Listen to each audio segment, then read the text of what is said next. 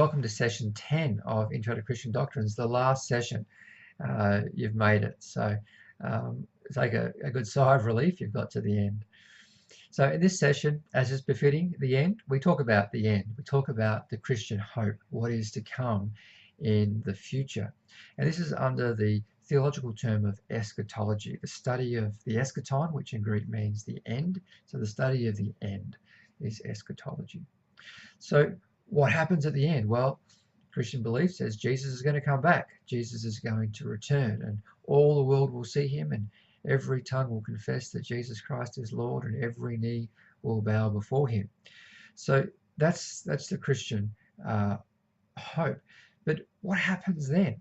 Jesus comes back. What happens then? Well, Revelation teaches us that there will be a new heavens and a new earth that God is going to create. And this is part of where in the Western Christian traditions, particularly in the last 50, 60 years, there's been a lot of debate about a number of different things. One of them is, well, when is Jesus coming back? There's something called a rapture. When does that occur? There's something called the tribulation. What is the relationship between the rapture and the tribulation? There's something called the millennium. Is there a millennium? Or isn't there? And if there is, when does it occur? Does it occur before the tribulation? Does it occur after the tribulation? After Christ comes back, or before? Or is it just a symbolic period of Christ's spiritual rule? What does it all mean?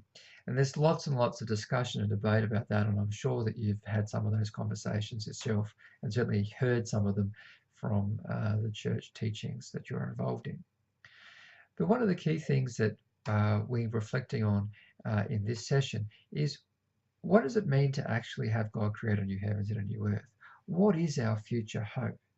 See, if you get your theology from The Simpsons or from Family Guy or South Park, you're going to have a very strange view of what the Christian hope or heaven is like.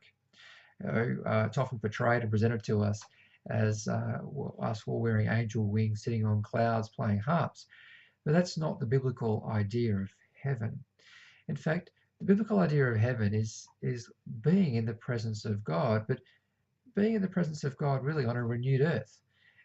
We see in Revelation the city of Zion that is going to come down and be on earth, and the gates will be open, and the kings of the earth will come in freely. So we're going to be in a resurrected body, a new body, which Jesus, as his resurrection body, was the first fruits of that. But we're going to still have this renewed life here on a renewed earth. And that's very exciting to think about what that might mean for us and for our eternity. My own son would say he's not all that looking forward to heaven, because from his understanding, it was just sitting around on clouds singing praises to Jesus forever and ever. He thought that might get a bit boring. But that's not the biblical model, thankfully. And there's going to be significantly more to being in God's presence than that. Likewise, of course, there is the other side of it, the judgment side. In Christian evangelical theology, at least, there is the presentation of hell, from the Greek word Gehenna, which is a place, a rubbish tip outside of Jerusalem that burnt forever and ever. It was just constantly on fire as they burnt the rubbish.